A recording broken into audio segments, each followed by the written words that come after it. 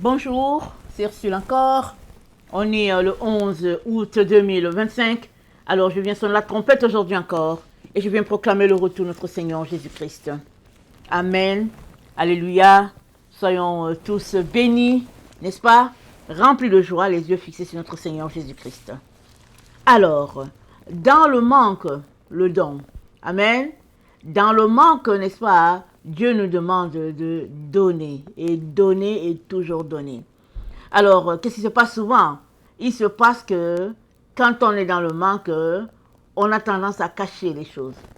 On s'est dit, ok, les temps sont difficiles, je n'ai pas les moyens, alors je vais cacher la farine, je vais cacher l'huile. Et puis, si la voisine vient demander, on dit non, mais je n'ai plus d'huile. Alors, non, je n'ai plus de farine.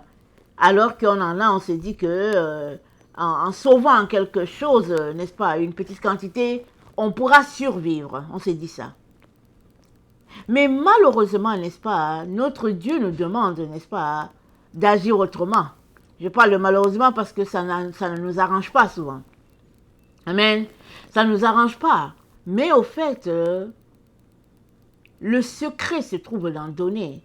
Parce que quand tu es dans le manque et que tu donnes, au fait, tu es en train de t'appuyer sur Dieu. Tu es en train de dire que c'est Dieu qui va combler mes besoins. Alors on regarde l'histoire, n'est-ce pas, de la femme, la veuve de Sérepta, dans un roi 17. Alors, il y avait la famine sur toute la terre et c'est écrit, n'est-ce pas, que ce n'est pas vers les veuves ou bien les femmes de Jérusalem que Dieu a envoyé Élie. Dieu a envoyé Élie vers la veuve de Sérepta. On pourrait s'arrêter et dire, mais pourquoi? Et puis aussi, pourquoi est-ce que Jésus-Christ mentionne le fait que ce ne soit pas à Jérusalem que Dieu a envoyé Élie pour se ravitailler, mais c'était à Sérepta. Amen. Pour faire un petit résumé, c'est que Élie était prophète de l'Éternel, et puis c'est sous la parole d'Élie, n'est-ce pas, que la sécheresse a été décrétée dans le pays à cause de la désobéissance d'Israël.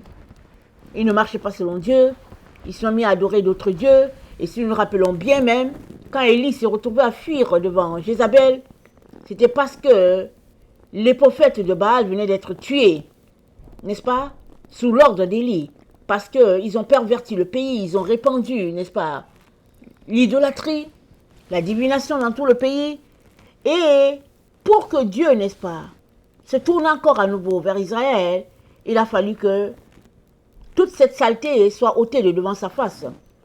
Donc Élie est celui qui est venu se placer, n'est-ce pas, entre le peuple et puis Dieu. Alors, il a égorgé les prophètes de Baal et Dieu a pu entendre la prière. Et si nous nous rappelons bien, Élie s'est mis à prier pour qu'il pleuve et pour qu'il pleuve à nouveau, pour qu'il pleuve. Et il a prié pendant longtemps et puis il y avait un nuage qui se formait. Et après un certain temps, n'est-ce pas, la pluie est tombée. Alors, souvent la sécheresse, n'est-ce pas, provient du fait que le peuple est désobéissant. Le peuple a tourné le dos à Dieu. Alors, Dieu envoie Élie, n'est-ce pas, chez la veuve de Sérepta, alors qu'il y avait de la nourriture en Israël. Mais il se passe que à Jérusalem, les gens étaient mécontents d'Élie. Ils étaient mécontents de Dieu. Ils trouvaient Dieu responsable de tout ce qui leur arrivait. Alors, Dieu a envoyé Élie à Sérepta.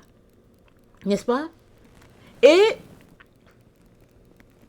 chez une veuve, nous savons que les veuves, n'est-ce pas? On sait ce que ça veut dire. Elle était seule avec son fils. Et quand Élie allait vers elle, le texte se trouve dans 1 Roi 17, le verset 8 à 16, je vous laisse lire. Alors, elle dit à Élie, il me reste juste, n'est-ce pas, une portion pour aujourd'hui, et mon fils et moi, nous allons mourir. Et il nous reste juste ce peu-là à manger, et nous allons mourir. Pourquoi est-ce que Dieu a attendu à la dernière minute de la vie de cette femme pour pouvoir envoyer Élie? On ne sait pas. Mais on sait une chose, c'est que Dieu est toujours le Dieu des situations impossibles. quand il n'y a plus rien à faire, qu'on sait que, allez, c'est fini pour nous, alors c'est là que Dieu s'amène. Pour te prouver que là où s'arrête, n'est-ce pas, ta limite, alors commence celle de Dieu. Alléluia. Alors, Élie lui dit, est-ce que tu peux me faire à manger? Non. Il lui dit, j'aimerais manger. Et elle lui dit, ben voilà notre situation. Il nous reste 7 farines-ci et 7 huiles et puis on va mourir. Et il dit, fais-moi d'abord à manger. Fais-moi d'abord à manger. Et après, n'est-ce pas, voilà ce que Dieu dit. Il ne manquera pas de nourriture dans cette maison. Qu'est-ce qui s'est passé avec la femme? Elle a cru à la parole d'Élie et elle allait faire une galette à Élie. Et Élie est resté là jusqu'à ce que la famine prenne fin.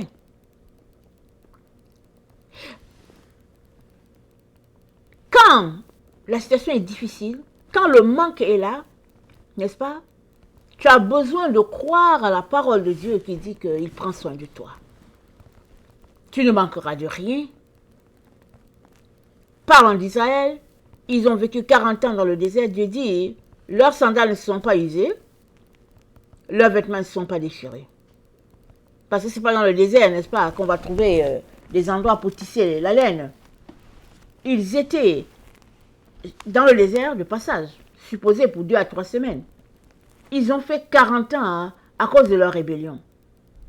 Mais il y a eu des miracles qu'on ne peut même pas nommer, tellement il y en a eu. Tellement il y en a eu, leurs chaussures ne se sont pas usées, leurs vêtements n'étaient pas déchirés. Et voilà ce que Dieu fait. Quand il te dit, prends telle direction, il est là lui-même pour te diriger, pour t'orienter. Amen. Il est là lui-même. Donc, ce n'est pas au niveau de Dieu que se trouve le problème. Parce que notre Dieu, c'est le Dieu des choses impossibles. Le problème se trouve à ton niveau. Es-tu prêt à faire confiance à Dieu quand bien même tes yeux voient qu'il n'y a pas de possibilité? Quand bien même tes oreilles entendent que c'est fini, il n'y a rien à faire, es-tu capable de continuer de faire confiance à Dieu? Parce que c'est le Dieu des choses impossibles. Ça, c'est le texte que nous avons, n'est-ce pas, dans 1 Roi 17, le verset 8 à 16. Mais nous avons un autre, parlant encore de la veuve, n'est-ce pas, qui est venue mettre dans le panier d'offrande 2 sous. Je ne sais pas quelle était la valeur aujourd'hui. Et Jésus-Christ de dire à ses disciples, il dit, je vous dis en vérité, cette pauvre veuve a mis plus que tous les autres. Car c'est de leur superflu que tous ceux-là ont mis des offrandes dans le tronc. Mais elle a mis de son nécessaire tout ce qu'elle avait pour vivre. Waouh! Quelle sagesse! C'est tout ce qu'elle avait pour vivre. Elle a choisi de mettre ça dans le panier d'offrande. Elle aurait pu se dire, ok, il ne me reste pas grand-chose, je vais économiser ça. Peut-être que ça pourra me sauver des jours, mais ça allait lui sauver combien de jours? Amen. Combien de jours allait-elle tenir? Alors que, en donnant ce qu'elle avait à Dieu, elle pouvait tenir éternellement. Amen, éternellement. Et Jésus-Christ le dire, n'est-ce pas, que partout où cette histoire ira, ça dit, toute la terre sera au courant de ça. Voilà déjà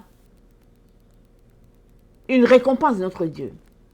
Le fait que cette action, qui n'a l'air de rien, ait pu traverser les siècles, et puis des continents, et nous aussi, nous avons grandi avec.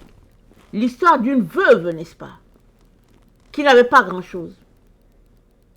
Mais, dans sa situation de manque, elle a décidé de donner ce qu'elle avait de nécessaire à Dieu. Pourquoi? Parce qu'elle comptait sur lui pour pouvoir subvenir à ses besoins. Amen. Très très souvent, c'est le contraire qu'on fait. Quand on sait que la situation est difficile, et qu'il n'y a pas grand-chose à faire, ou bien il n'y a pas de moyen, qu'est-ce qu'on fait? On cache, on garde, on se dit, au cas où il manquerait, j'ai des cachettes à tel endroit. Au cas où il venait à manquer, je peux survivre à tel endroit, à tel moment. Mais ce que le Seigneur aimerait pour nous aujourd'hui, c'est que nous puissions apprendre à lui faire confiance dans la disette et dans les situations de manque. C'est dit, c'est Paul qui a dit, il dit, je sais me contenter dans les bons comme dans les moments difficiles. Je sais me contenter. Alors le contentement, dit la Bible, c'est une source de gain. Parce que quelqu'un qui est dans le contentement, il ne se plaint pas.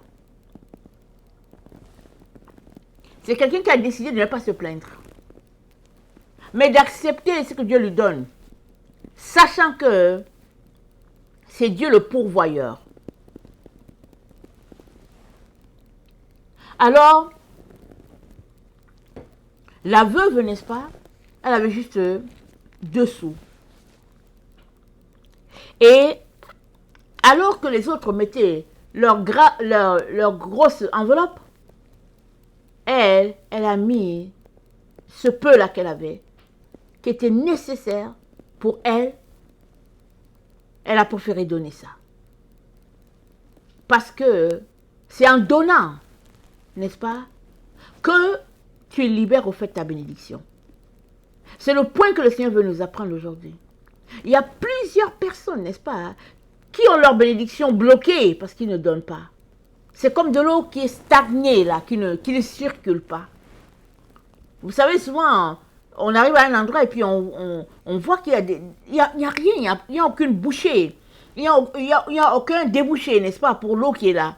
Tu regardes tout autour, tu te demandes, mais comment l'eau circule? C'est parce qu'il n'y a pas un endroit où l'eau circule. L'eau stagne là. Et s'il y a des plantes, n'est-ce pas, qui fermentent, à un moment donné, il y a des odeurs qui sont là. Parce qu'il n'y a pas de circulation, il n'y a pas d'air qui vienne, n'est-ce pas, agir pour aérer l'endroit. N'est-ce pas? C'est ça la situation des personnes qui ne donnent pas. Des personnes qui stagnent les choses. Et puis ça devient usé, ça ne circule pas. Et puis finalement, ça bloque ta bénédiction. Ça bloque ta bénédiction. Mais, quand tu donnes, au fait, tu libères. Et tu ne sais pas dans quelle direction le vent va emporter ta bénédiction. Allons-y, regardez Ecclésiaste 11. N'est-ce pas?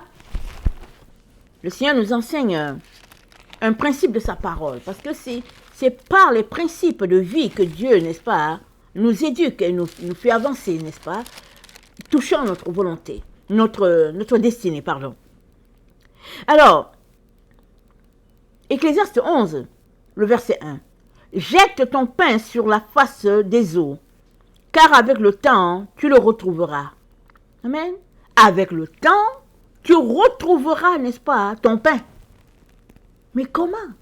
C'est du pain. Ça va se désagréger, ça va se désagréger. Il n'y aura rien.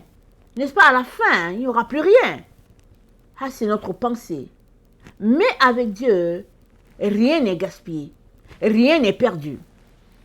Au verset 2, donne-en une part à 7, et même à 8, car tu ne sais pas quel malheur peut arriver sur la terre. Quand les nuages sont pleins de pluie, ils la répandent sur la terre. Et si un arbre tombe au midi ou au nord, il reste à la place où il est tombé. Celui qui observe le vent ne sèmera point, et celui qui regarde les nuages ne moissonnera point. Comme tu ne sais pas quel est le chemin du vent, ni comment se forment les eaux dans le ventre de la femme enceinte, tu ne connais pas non plus l'œuvre de Dieu qui fait tout. Dès le matin, sème ta semence, et le soir, ne laisse pas reposer ta main, car tu ne sais point ce qui réussira, ceci ou cela, et ou si l'un et l'autre sont également bons. Amen. Tu ne sais pas. Tu n'as pas le contrôle sur la situation spirituelle de la vie. Quand même ce sera une situation physique, tu n'as pas le contrôle sur ta propre vie. Tu n'as pas contrôle. L'ennemi te fait croire que tu gères ta vie, mais non. Tu n'as pas contrôle parce que c'est Dieu, il y a une force au-dessus de toi qui gère le tout. Et le Seigneur vient nous encourager ce matin en nous disant, tu ne sais pas où, comment souffle le vent, dans quelle direction, n'est-ce pas, il s'en va. Toi, n'est-ce pas, marche sur le principe de Dieu. C'est tout. Et parmi ces principes, il y a le fait de jeter ton pain, n'est-ce pas, sur les eaux. Jette le pain, c'est tout. C'est-à-dire, donne. C'est-à-dire, bénis. Ne t'arrête pas de bénir. Bénis tout le temps et puis bénis toujours. Parce que celui qui multiplie là, c'est lui qui décide du sort de chacun. Tu ne sais pas ce qui en viendra de ce que tu as donné. Alors cette femme, n'est-ce pas, a donné de tout ce qu'elle avait pour vivre, voilà. On ne sait pas ce qui en est de sa vie. Comment le Seigneur fait tourner la situation pour cette femme, on ne sait pas. On sait une chose, 21 siècles plus tard, on est toujours en train de raconter l'histoire de cette femme. Ce qu'elle a fait pour l'œuvre de Dieu. Elle a donné, n'est-ce pas, un principe, n'est-ce pas, à toute la terre. Un principe de Dieu. Et ce principe, c'est que quand tu viens à manquer de quelque chose, ce qui est là, donne-le. Ne fais pas le contraire en disant, ok, il me reste une seule pomme, je vais la cacher, et puis je vais la diviser en 100 morceaux pour 100 jours. Ok, d'accord? Mais tu ne pourras pas être rassasié avec un seul jour, avec ton petit bout, n'est-ce pas, de pomme. C'est mieux de donner ça à quelqu'un qui en a besoin, et puis de dépendre de Dieu pour dire, Seigneur, ok, je suis à toi. Parce que toi, tu as la capacité, n'est-ce pas, d'attendre devant Dieu, d'entendre Dieu, alors tu es la personne, n'est-ce pas, qui peut poser ces actions-là. C'est-à-dire déposer tout à Dieu et puis prier pour que Dieu puisse combler ton besoin et puis le besoin des autres. Amen. Alors, Jésus-Christ, en plus de nous donner ces principes-là, les principes de vie, des principes simples, il nous a dit une chose, n'est-ce pas? Il a dit, en ceci, tous reconnaîtront que vous êtes mes disciples si vous avez de l'amour les uns pour les autres. Alors, ces derniers temps, le Seigneur insiste beaucoup, n'est-ce pas, sur l'amour que nous sommes appelés à avoir les uns envers les autres, parce qu'on est dans le temps où les forces contraires agissent. C'est dit que dans les derniers temps, les gens, ils seront méchants. Ils ne vont pas aimer l'amour. Ils ne vont pas aimer, n'est-ce pas, la marche de transparence, la marche du partage. Ils ne vont pas aimer ça. Et Jésus-Christ de dire, n'est-ce pas, que nous, au contraire, on devrait partager, on devrait s'aimer, se soutenir. C'est comme ça que ceux-là qui n'ont pas le Seigneur vont voir que, tiens, il y a quelque chose de spécial dans ce groupe-là. Il y a Dieu qui se manifeste avec ces gens-là. Parce que, malgré que la situation est difficile, tu peux manger là-bas. Ils donnent à manger à tout le monde. Ils reçoivent tout le monde. Ils sont remplis d'amour et de zèle. Et tu viens, n'est-ce pas, de toucher tous ceux-là qui, n'est-ce pas, ont été en contact avec toi. Pourquoi? Parce que tu es leur source. Dieu t'a placé là pour qu'ils soient bénis. Alors toi, ne retiens pas. Ne bloque pas. Amen. Ne bloque pas, ne retiens pas. Demande plutôt à Dieu de t'aider, n'est-ce pas, à aimer encore plus. C'est ça que tu dois faire. Et là où il y a l'amour, Dieu est là. Dieu est là où il y a l'amour. En ceci, tous reconnaîtront que vous êtes mes disciples, si vous avez l'amour les uns pour les autres. Alors, c'est le temps, n'est-ce pas, d'avoir de l'amour les uns envers les autres.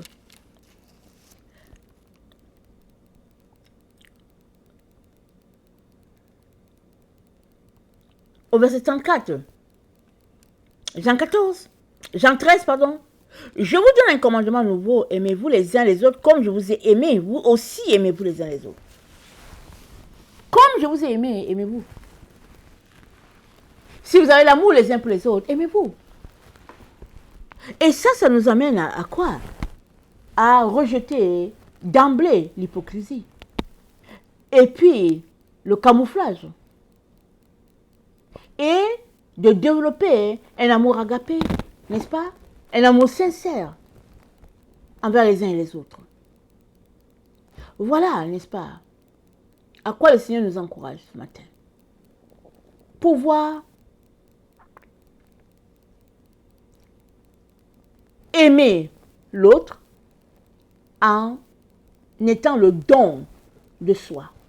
Que tu sois le don. Et si ce don-là t'amène à donner, si ce don-là fait que tu te retrouves dans une situation où les gens sont en manque, alors loue le Seigneur du fait que Dieu t'a mis, n'est-ce pas, au milieu des gens où Dieu va s'exprimer à travers toi. Ne fuis pas en disant, oh non, non, ils ont trop de problèmes dans ce groupe-là, je m'en vais. Non, ne fuis pas. Sois à la disposition de Dieu. Sois à l'écoute du Saint-Esprit. Et tu sauras ce que tu dois faire, n'est-ce pas? Afin que l'œuvre de Dieu puisse se répandre à travers toi. Amen. Que le Seigneur bénisse sa parole et que sa joie soit notre force en ce jour. Amen. Alléluia.